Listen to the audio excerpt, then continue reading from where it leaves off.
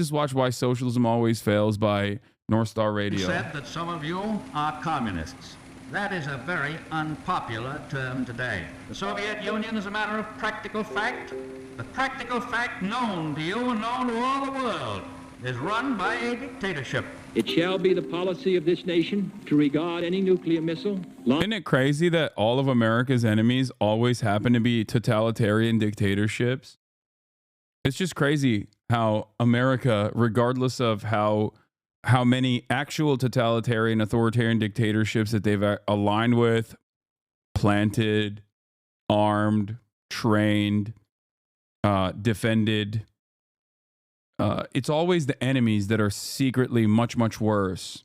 Much, much worse totalitarian dictatorship. It's so cool. It's convenient, and it's so cool that they're always on the right side. America's always on the right side of history, and our enemies are always on the wrong side of history. Launched from Cuba against any nation in the Western Hemisphere as an attack by the Soviet Union on the United States, requiring a full retaliatory response upon the Soviet Union. The Soviet Union is engaged in a relentless military buildup, overtaking and surpassing the United States in major categories of military power, acquiring what can only be considered an offensive military capability. Mr. Gorbachev, tear down this wall. During these last few months, you and I have witnessed one of the greatest dramas of the 20th century, the historic and revolutionary transformation of a totalitarian dictatorship, the Soviet Union, and the liberation of its peoples. Sadly, because Mr. Milosevic has negotiated agreements which he has then ignored, I have supported the NATO bombings of military targets. China is going to eat our lunch? Come on, man. They can't figure out how they're going to deal with the corruption that exists within the system. I mean, they're not bad folks, but guess what? They're not. I spent more time with Xi Jinping than any world leader had by the time we left office. This is a guy who doesn't have a democratic with a small d bone in his body. This is a guy who is a thug who, in fact, has 1 million Uyghurs in reconstruction camps, meaning concentration camps. This is a guy he's reconstructing them. He's constructing them and reconstructing them. It's crazy. He just keeps he rebuilds them. It's wild. See what's happening right now in it's really cool that Biden obviously is the #1 defender of Muslims, as we all know. Famously, he loves Muslims and wants to protect them. And he has stopped Xi Jinping from the Muslim reconstruction that took place. Hong Kong. And Beijing's actions continue to undermine the rules-based order and threaten the sovereignty of nations. Yeah. In 1970, in the mountainous South American country of Chile, a presidential election was underway, where 83% of the country turned out to vote. Representing the Popular Unity Party, Salvador Allende. Yeah, I'm the Breaking Bad meme in the car going, no, don't vote. Don't vote for democratic socialism. Don't do it. No, they'll kill you. The OG 9/11 chat. A socialist came out on top, beating out his competition by a mere 1% of the vote. Interesting. And after only 3 years, on September 11th, 1973, communist dictator Salvador Allende was kicked out of office by the people he brutally ruled over. Why? Because socialism never works. It's true. He's right. In 1983, in the former West African country of Upper Volta, a violent coup d'etat led by communist Pan-African terrorist Thomas Sankara ousted the democratically elected government. After gaining control and naming himself prime minister, Thomas Sankara changed the country's name to Burkina Faso, land of the proud people. Totally unacceptable. What are they proud of? Socialism? You shouldn't be proud of that. Okay? You should have been the country of the shameful people because of socialism. Proud of what? I ask. But after only 5 years of violently ruling over his own people and doing absolutely nothing else, he was killed by the same people he claimed to represent. Why? Because socialism never works. Yeah. In 1953, in the Southeast Asian country of Korea, after 3 years of the US military trying to emancipate its people from communist rule, the USSR-backed northern half of Korea split from South Korea due to Soviet pressure. And to this day, they continue to live under communist rule under the brutal Kim regime. And we all know how that's going, because socialism never works. True, thank God. Thank God someone is brave enough to say these truths. Thank God. 17. In the beautiful monarchical... Is this guy serious? No, chat. Why would I watch a video like this? Like, please, please, please, please. It's not... No, it's North Star Radio. He's making a point, a broader point. He's being sarcastic, okay? Russia. A violent mob of left-wing terrorists known as the Bolsheviks overthrew the Russian... He's serious, dumbass.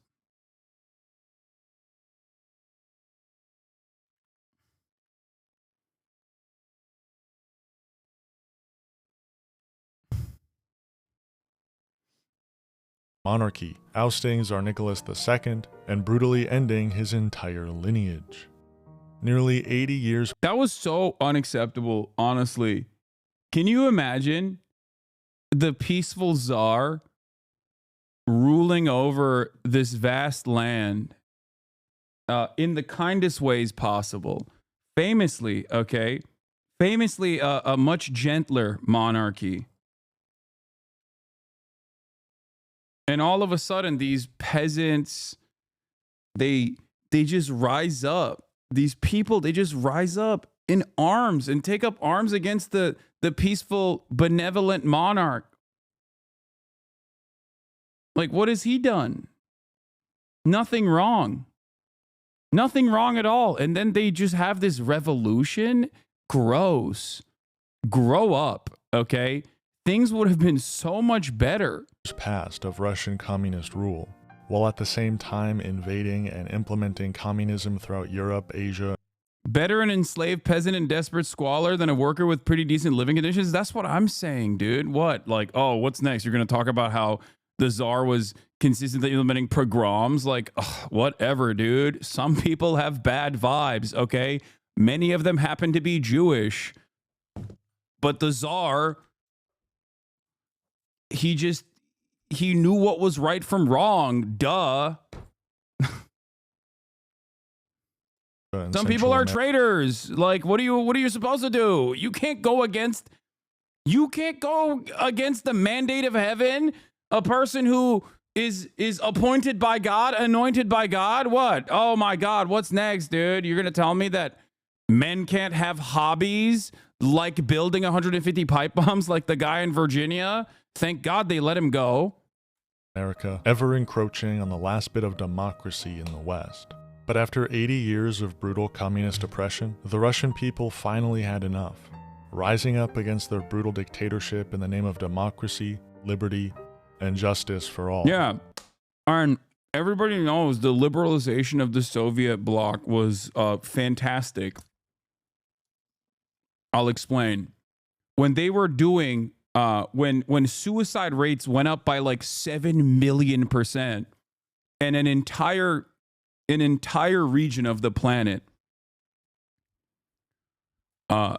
basically fell into squalor, okay, and tried to, I guess, self-medicate by killing themselves by drinking way too much alcohol, and there was child trafficking and sex slavery around.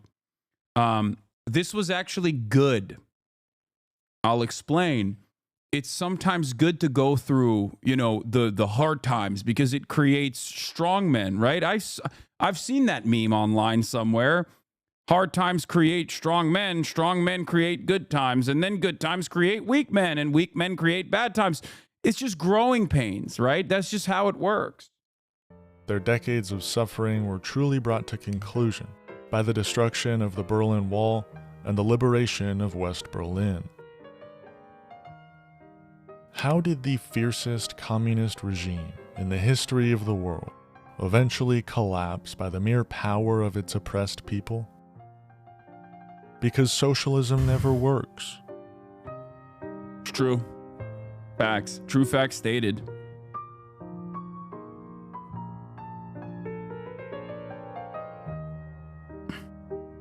But after the fall of the Soviet Union, one communist dictatorship remained in Europe, that being Yugoslavia, a land made up of several ethnic and cultural groups. But only a few months after the fall of the Soviet Union, Yugoslavia collapsed from within. Why? Say it with me now. Socialism never works. Socialism never works. Yeah, it's true. Gentleman from Vermont's recognized. Rest in power, Tito. I thank the gentleman for yielding. Mr. Speaker, the Constitution is very clear. It is the United States Congress which has the power to determine issues of war and peace and to decide whether our young men and women are put in harm's way. It is the President who is the Commander-in-Chief of the military. It is the Congress which determines whether we use that military. I have heard today that some people think that the U.S. participation in Kosovo now is unconstitutional. They're right.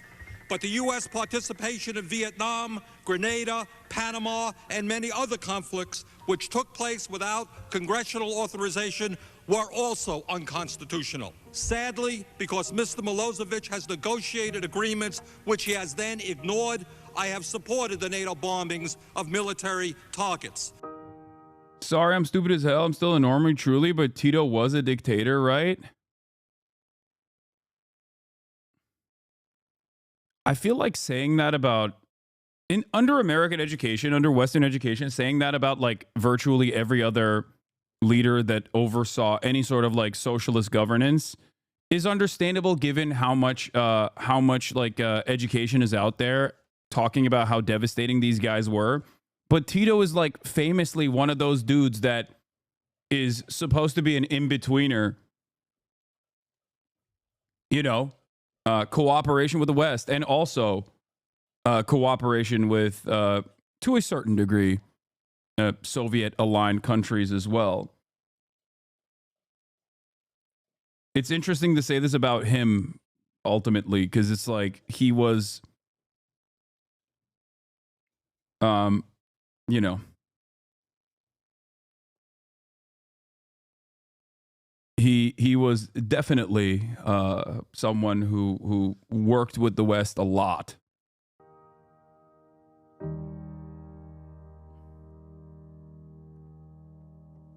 At one point in time, Earth had no socialism. Then we were taken over, engulfed by socialism, until today, when almost no socialism exists on Earth. Why is that? This is the history of socialism.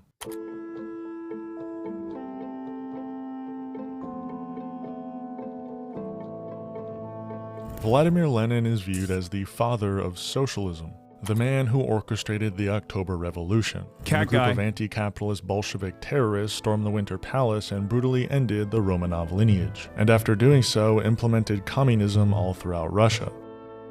For the next 60 or so years, Russia was catastrophic for the underdeveloped world.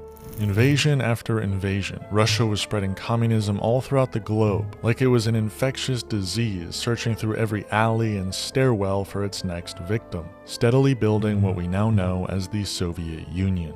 Spanning all the way from Soviet-backed North Korea to the Soviet Republic of East Germany, the USSR had a chokehold on freedom and independence, even going as far as to invade Afghanistan, an inhumane act, for the sole purpose of spreading communism.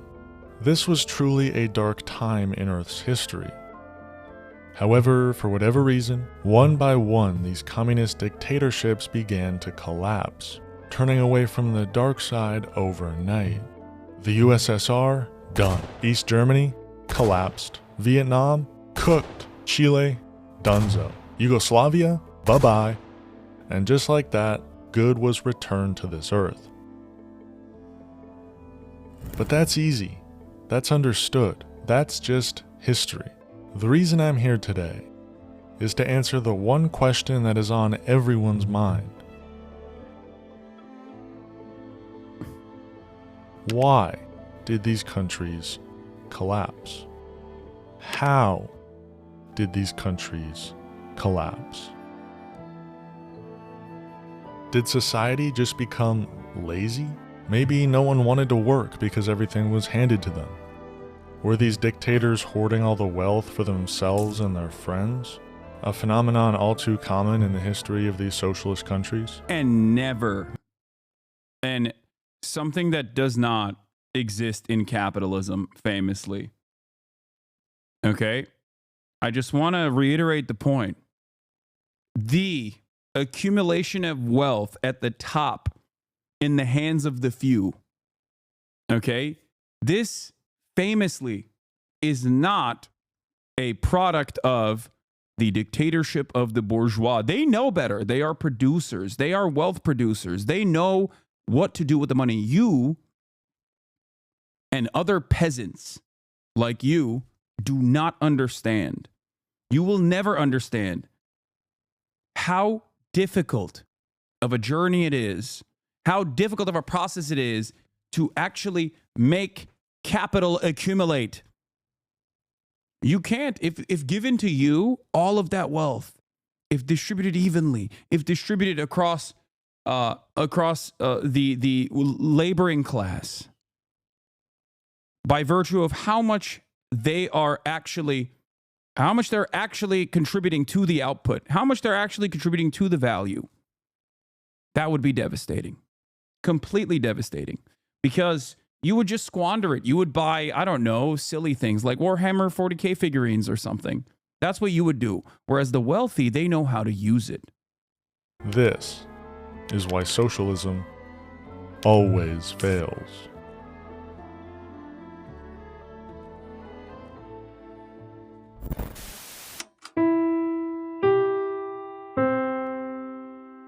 Today's broadcast is brought to you by viewers like you. Become a member today and unlock exclusive content at patreon.com/NorthstarRadio. Yeah, like think about it. This is a good point. Can you imagine how hard it is to buy Twitter for $46 billion way above market rate as for a joke, as a meme, and then only trying to back out of it, and then having the Delaware, Chamber of Commerce court or whatever force your hand into actually fulfilling the conditions of the agreement?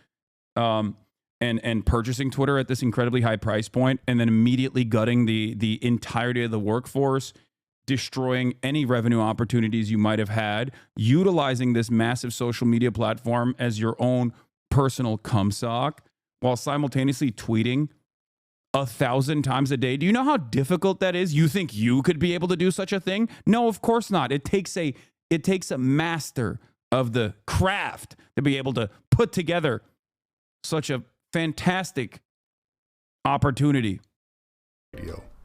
A mere peasant like you does not know what it's like to tweet 1,000 times a day. Elon, on the other hand, is a genius. Take a closer look at the history of communist Chile to hopefully find a source, a reason, a catalyst, as they say, for its collapse.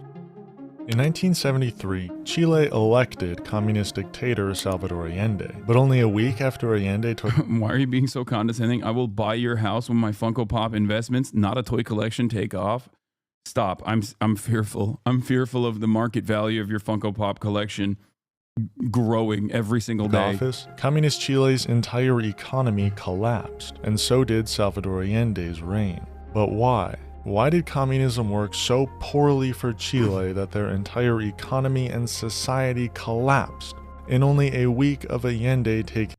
Thank God the United States of America was there to save the beautiful people of Chile from making a mistake. They democratically elected this guy, not realizing how scary and bad it is, and how they would be in a brutal authoritarian dictatorship. So I think America wanted to show the people of Chile a lesson. They wanted them to understand that it would be really bad if you had a democratically elected socialist leader. So what's really better is to liberate you from that and then plant a puppet dictator who will do brutal military dictatorship stuff. But that's only as a lesson, to show you how bad it could have been if Salvador Allende did those things. taking office. Yeah. Well, Communist Chile was quick to implement government handouts. Left and right, they threw money at every poor, sick, hungry, desperate individual they could find on the street. Unacceptable. And overnight...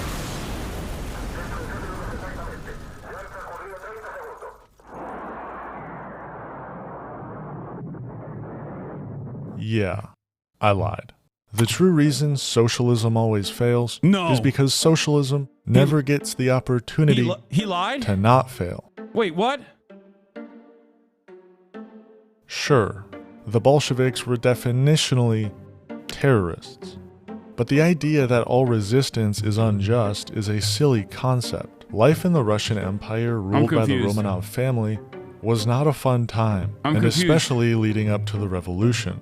World War I was ongoing, and however you choose to frame... I'm confused. This plot twist. What? I'm scared. I'm scared. Why is this guy lying? Why is this guy lying? I don't like this. I'm scared. This was an imperial war, a war between monarchies, fighting over who can control which parts of the globe. And these brutal self-interested monarchs did everything they could to win over their disputed territories, including, but not limited to, sending millions of their own peasantry to die in the war. Russia alone saw 2 million soldiers die in World War I, and due to the mass amounts of money being spent on the war, along with the gross amounts of wealth the Romanovs were hoarding in their winter palace, another 1 million Russians indirectly died from the war due to food shortages and disease. An event like the October... No, but that was good. That was for good reasons, as opposed to the bad reasons that these guys were doing terrorism. Revolution doesn't happen in a vacuum. This was a deeply brutal monarchy, hoarding wealth and leaving their supposed people in ruin and famine for the sole purpose of their imperial pleasure. And once the working class of Russia seized power from their brutal monarchy, the United States immediately did everything they could to squash the Bolshevik government and any sort of spread of communist values, as it was a threat to their colonial profits. During the Russian Civil War, fought between Bolshevik revolutionaries and the remaining factions of pro-monarchy Russians known as the White Army, the United States supported the White Army with money, weapons... Wait, what? I don't understand. Why would the United States do that? What's next? You're going to tell me that the United States also supported logistically the Batista regime in Cuba when the Cubans also were having their own revolution later, you know? Decades later? There's no way. Stop. What's next? Are you going to say that America planted a puppet dictatorship, a military dictatorship in Chile, the one that you just talked about beforehand? There is no way. America is never on the wrong side of these things. I don't understand. I don't understand why people are saying that. What is going on? And anything else they needed to destroy the Bolshevik movement. The United States also imposed economic blockades immediately following the October Revolution as an attempt to starve out the new Bolshevik government. And although the United... Wait a minute. Once the side that America ends up funding and supporting fails, they try to implement brutal blockades in an effort to starve out the population for the crimes of going against our wishes. I mean, back then, America also was not like a massive power player either, by the way. But it's interesting that it's very one note. The United States had to ally with the Soviet Union during World War II to defeat Nazi Germany. The Second World War II came to an end. The Soviet Union became enemy number one until its unfortunate demise in 1991. Alright, let's go through these as fast as possible. In 1948, the United States enacted the Marshall Plan, giving loads of funding to Western European countries after the war to rebuild. But nothing went to the Eastern European countries or victims of Imperial Japan, who faced the brunt of the death toll, including 20 million Chinese people, which no one seems to ever mention. In March of the same year, the United States and its Western European allies enacted a trade embargo of advanced technology like computers to the Soviet Union. Okay, to be fair though, had they considered not being led by the nationalists rather than pushing them out all the way into the island of Formosa, rather than, be controlled by a communist government, which would, of course, potentially align itself with the Soviet Republic.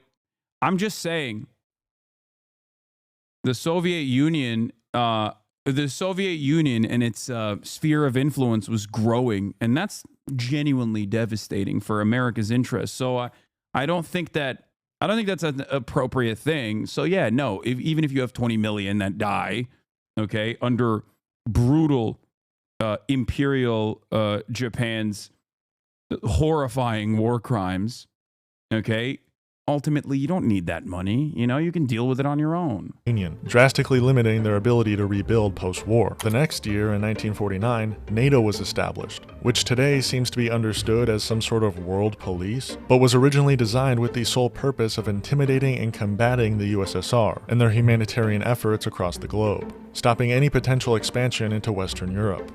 The next year, in 1950, Radio Free Europe, an anti-communist radio broadcast, was founded, designed to expose Soviet citizens to Western ideas and spread lies about both communism and Western capitalism in hopes of creating dissent within the USSR. And in June of the same year, the famous proxy wars began. First, in Korea. The free nations have learned the fateful lesson of the 1930s. That lesson is that aggression must be met firmly. Appeasement leads only to further aggression and ultimately to war. Our worst gay president. Abraham Lincoln, our best gay president. Truman, our worst gay president. Following World War II, Korea was split between the US and the USSR. But when talks of reunification were widespread throughout the country, the United States installed a far-right authoritarian anti-communist president, famous for his suppression of left-wing movements and the Jeju Uprising, where 14,000 civilians were killed by the US-backed South Korean government. This obviously caused the USSR-backed DPRK, or North Korea, to invade South Korea, as its people were being suppressed by the United States. They were being ruthlessly slaughtered by the US-backed leadership. Though left-wing ideas and talks of reunification were widespread throughout the country. Also, speaking of Jeju, something that's really interesting about Jeju Island, aside from the fact that it was one of the areas that even the Republic of Korea at the time basically allowed to have people's committees and whatnot. Blowback, shouts out to Blowback Season 3. Until they decided that it was actually too problematic and there was guerrilla warfare, and they brutally suppressed it by, mass executions and all that good stuff. Jeju Island also happens to have, considering how, from what I understand, we've talked extensively about the misogyny in Korea. Jeju Island has a unique history where, what do you call it? There is a matriarchal family structure. It's one of the places in Korea that, in South Korea, that has a matriarchal family structure on Jeju Island, even though it's basically like, its old remnants are almost entirely destroyed at this point, but the female divers, the diving ladies.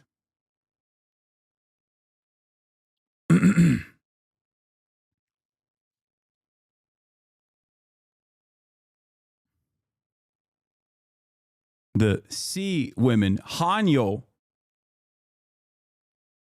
Did I say it right? It's the matriarchal structure that they have where women go dive and the men stay at home.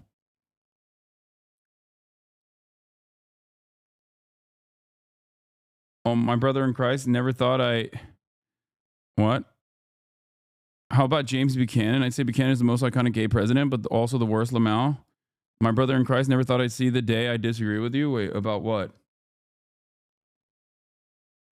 Just in the north. And after 3 years of brutal warfare, where the US carpet-bombed the entirety of North Korea, targeting infrastructure, farms, government buildings, entire villages of innocent civilians, the war came to a temporary end with an armistice agreement. I don't have as much time as I would have hoped to go into the full. And in the process, they thought about, using multiple nukes both on North Korean soil. Instead, they just napalmed it, used biological chemical warfare, some of which they learned from the Japanese collaborators that they allowed to roam free without any sort of additional legal scrutiny for their war crimes that they committed in Manchuria. They also fantasized about using multiple nukes, both in North Korea, but then also in China as well. Yeah. Full depth of Korean history, so I advise you to please look into it if you don't believe me. We then moved to Vietnam, where its people were attempting to achieve liberation and independence from France and other Western powers. Also unacceptable. But the United States had other ideas. However, the USSR supported them in their independence movement. Are you noticing a theme here? After 20 years of that brutal war, a war so unnecessary and resource depleting that it caused mass social change in the United States and across the world, we decided to venture into the Middle East, into the beautiful socialist country of Afghanistan. The United States funded and assisted insurgent movements like the Mujahideen as an attempt to overthrow the already existing Marxist government of Afghanistan. This led the USSR to send 100,000 troops into Afghanistan to assist the socialist government in their fight against these rebel groups. You're noticing a theme, right? The United States couldn't care less about Afghani rebel groups, or French collaborating Vietnamese people, or even Ukrainians today. The United States' entire goal in these proxy wars was to fight against the liberation of people under colonial rule, as once achieving emancipation they would side with the USSR, a nation who is actually supporting them in their emancipatory efforts. Socialism didn't work in Afghanistan, in Vietnam, in Korea, not because socialism never works, but because socialism never works when you have the United States empire actively fighting against it by any means necessary. And don't even get me started on South America, a continent where between 1950 and 2019, the US supported 56 right-wing military interventions, all of which were to oust a left-wing government who sought to expel parasitic and destructive American companies. And yes, it happened in 2019, when the country of Bolivia tried to nationalize their lithium reserves. Elon Musk, someone who relies on cheap lithium reserves, pressured the United States to orchestrate a coup to oust the new Bolivia. I mean, I don't know how much Elon Musk individually had a say in this process, to be fair. Like, I think he was just flexing and being a douchebag, but I don't think he was like individually. He was like, yeah, we have to coup Bolivia because of lithium extraction. Bolivian president. And the same president, Evo Morales. I mean, who knows? He might have more of a say now in the upcoming administration. I mean, he certainly will have more of a say now, but just survived another assassination attempt. They can't get rid of the. But ultimately, the thing is, it doesn't necessarily matter because it's in line with the interest. It's in line with capital interest. That's it. That's what matters the most. That's what matters the most. And by the way, as always, Bolivia was presented as a people revolting against the brutal dictatorship of Evo Morales. Every single time there's any sort of minor mobilization against any kind of government that America considers to be a threat or a foreign adversary, our media immediately runs to say, oh, look, the people are finally rising up. And then even if it fails, and in some instances it does fail, okay, and the people actually do engage in popular mobilization against a coup, okay, that America is backing, there's rarely ever any coverage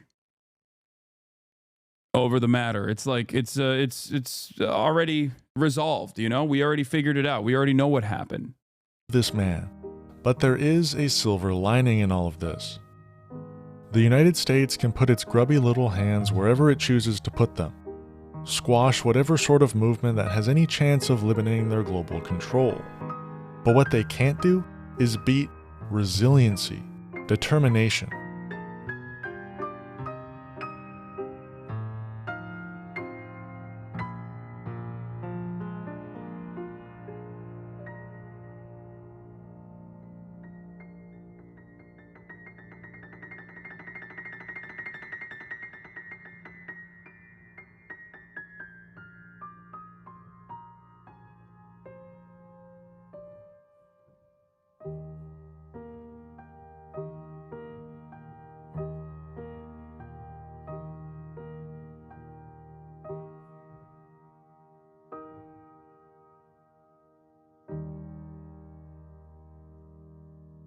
In 1953, when Cuban revolutionaries violently took back their country from U.S. economic control, chasing out the U.S.-backed fascist leader, the United States immediately cut all ties with Cuba, not allowing them to do any business with American companies. Lemao, trying to romanticize Fidel Castro and Che, you are a moron. They killed so many innocent people. Yeah, it's really messed up. It's really messed up, dude. You're so right. How dare I do that? I'm a Batista enjoyer myself. They were also extremely racist. Yo, just like that. On the note, first of all, imagine being an American and saying Cuban leadership was extremely racist. Like, the Cuban revolutionary leaders were extremely racist. Literally, what are you saying? We're talking about the 50s in America. Hello. Okay. Number one, you're wrong. You're just genuinely wrong. Many people just simply point to not Fidel Castro, Che Guevara's writings early on when he was legitimately, he had like racist opinions. He spent the rest of his life liberating African nations from colonialism. You have done nothing to help black people. You are currently defending the American government, who was infinitely more racist than the anti-feudalist revolutionary actions that these guys engaged in Cuba, okay? While simultaneously talking about a guy who directly took up arms to engage, to help African nations against being victims of colonialism for the rest of his life. Ridiculous. Ridiculous making this statement. There is not anything, there's nothing that is further away from reality than this. Luckily, they had the USSR and were able to succeed as a socialist state all the way up until 1991 when the USSR fell. This period of time became very difficult for Cuba. They didn't have a greater power looking out for them from across the world, but they were resilient. At this point, Cuba was nearly 100% literate, and now that they had to be even more self-reliant than they already were, Cuba began educating its people en masse, with only 10% of the population attending college at the time of the USSR's collapse, to now when nearly 40% of all Cubans are enrolled at a university. This Cuban resilience and their dedication to education has been a monumental success. Cuba now has the most doctors per capita of any country, with 9 doctors for every 1,000 people, which, unsurprisingly, has allowed Cuba to invent vaccines. That's really unacceptable. I mean, honestly, what they've done to the profit motive is truly heinous. Vaccinations even the United States has yet to figure out. The COVID pandemic was uniquely difficult for Cuba, since people like Bill Gates refused to make public their vaccine blueprints, and Cuba couldn't buy the vaccines from the United I gotta go pee. States either, so they were forced to create their own COVID vaccine, and ultimately experienced a significantly lower death toll than the United States. This country gets terrible press, but North Korea has also been resilient. It's a similar story to Cuba's. North Korea was able to find success after the Korean War thanks to help from the USSR. But they too understood they couldn't be reliant on the USSR. So they went through 2 decades of rapid industrialization, focusing on self-reliance. However, when the USSR inevitably dissolved, North Korea hit a plateau and struggled to develop further. And due to American sanctions, they experienced severe famine throughout the entire country in the 1990s and 2000s. But nowadays, North Korea has a new power looking out for them. Actually, they've been doing a lot of business overseas this country. Not the sort of business the United States engages in, almost the opposite. And that power is China. We do have some breaking news. There are satellite images, and what they appear to show is rapid construction at several suspected silo fields in China that could eventually launch nuclear weapons. Tensions are rising in one of the most hotly contested regions on the planet, the South China Sea. From militarized artificial islands to fighter jets and warplanes, China's heavy presence in the disputed region is putting the U.S. and its allies on notice. China and the United States both have been getting involved in other countries. But instead of the United States strategy of war, oppression, and total military takeover, American and coalition forces are in the early stages of military operations to disarm Iraq. I think, like, for a lot of people, whenever there's any sort of whenever there's any sort of promotion of like countries that are outside of the sphere of American influence, outside of the sphere of direct capitalist influence,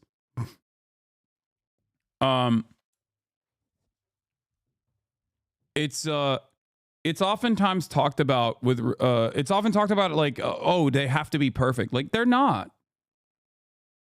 Even within revolutionary actions, there's always going to be a lot of issues. There's going to be violence. There's going to be innocent people that are also killed, right? For sure. I mean, and there's also going to be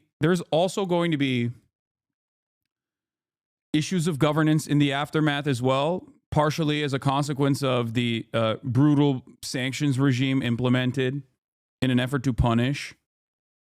Or even when people go, oh, the intimidation China does to the Philippine government is uncalled for, though. Like, that's another example, right? Like, there are definitely things that other governments outside of the sphere of American influence engage in. I think that the threatening of the Philippines by the Chinese government is minor in comparison to other things that you can talk about with respect to, like, Myanmar, how China operates in Myanmar. Totally self-serving, arming both sides depending on what their immediate needs are, right? Having said that, however, I think that it's not the expectation that we place upon, like, the expectation we place upon countries that are outside of the sphere of American influence is that, like, they have to be perfect. They're not. Of course they're not. No government is perfect, right? And I've never made that argument that they are. But what I find really funny is that, like, people always just immediately hyper focus on all of the issues within the way that these governments operate, within the way that they've historically operated, especially throughout tumultuous times when they're rebuilding, right? While completely being negligent to America's global dominance for the past century almost. And it's like ridiculous. If you are, I mean, the example is this. China engaged in mass surveillance and re-education in the Xinjiang region against Uyghur Muslims.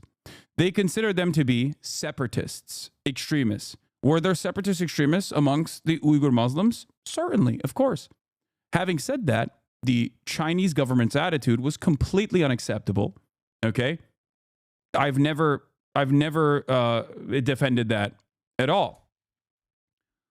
But when you hyper-focus on that, without recognizing what American leadership has done historically to Muslims all around the world, okay, it is like, it sounds laughable It sounds ridiculous. Like, if you think that that is completely unacceptable, which I do, then holy shit, you should be losing your mind every day with like what America does that you don't even think about. You don't even consider. Do you understand? Like, we never have that same standard applied that we do to our foreign adversaries. We never apply those similar standards to ourselves. And many people turn around and act like I am the one who's not applying any standards whatsoever to America's foreign adversaries, when I clearly do apply standards to America's foreign adversaries.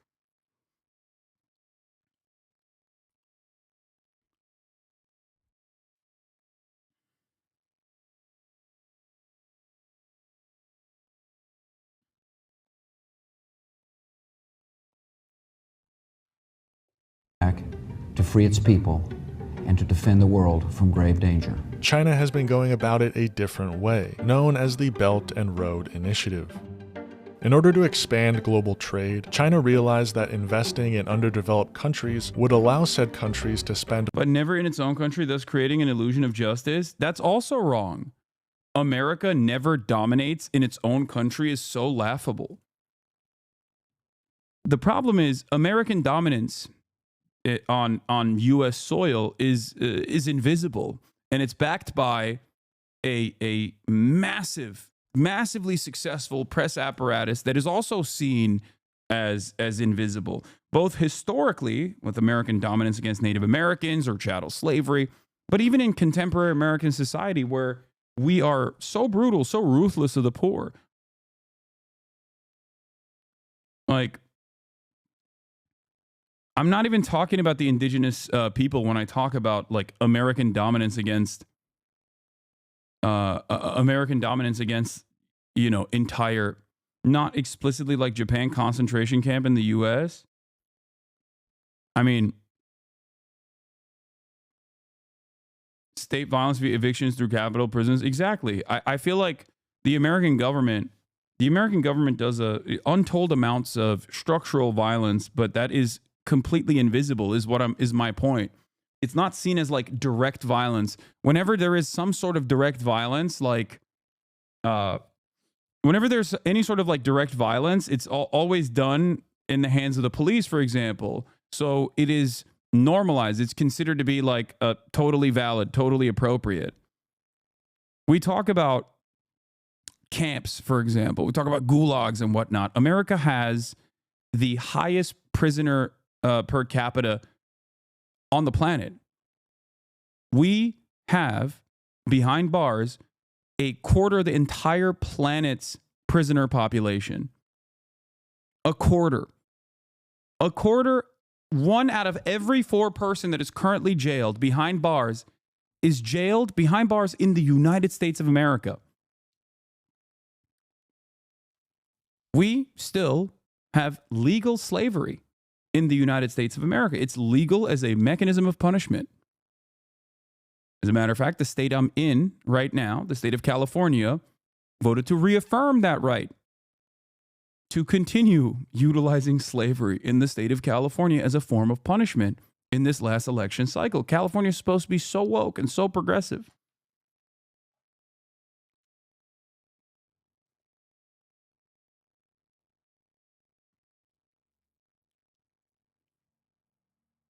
This is the problem. American violence is always invisible, is brushed aside, or the people that we enact this violence against, our own neighbors, deserve it. That's what we're taught to think.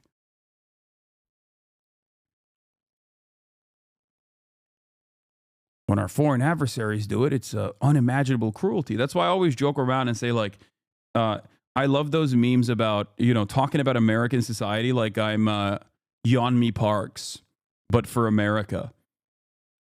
You know?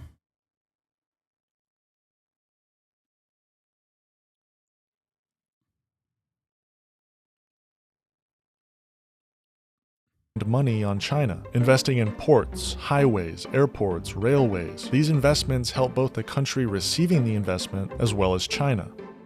Some people criticize China for the Belt and Road Initiative, claiming that it ties down poor countries to China, forcing them to pay back loans that their unstable economy makes difficult to pay back. But what would you rather have? A global power invading your country and changing the government leadership overnight to crack down on left-wing liberation movements? Or a global power investing in your infrastructure, with the purpose of your country being able to better participate in global trade, ultimately growing your economy and creating opportunities that had not previously existed?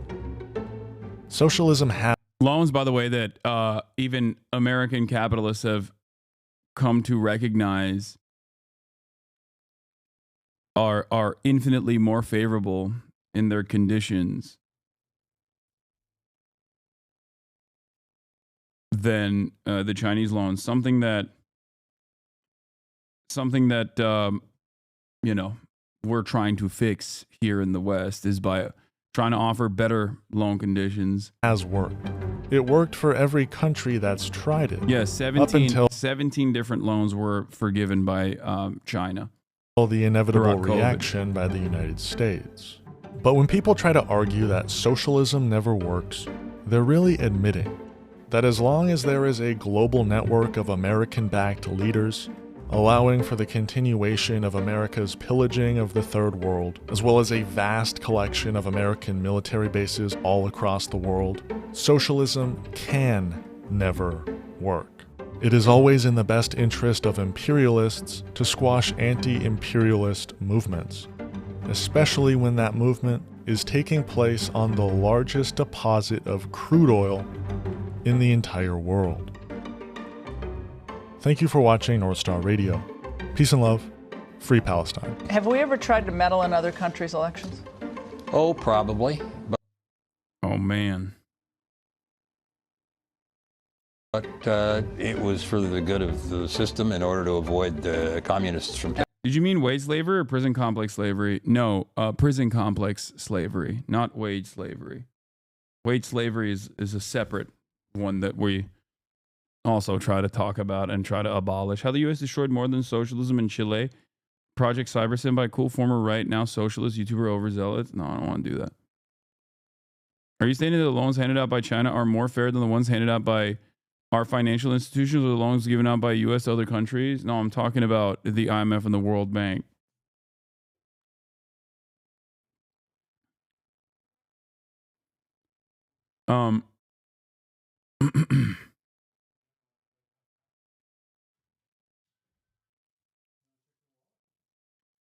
IMF loans are significantly worse than Chinese loans. In the developing world, IMF loans are a death sentence and people are genuinely afraid to get them. It was a celebration when Thailand fully paid off their IMF loans. There was a bad empanada video about going over the Cuban Revolution, I think, that we can watch as well. Where is it?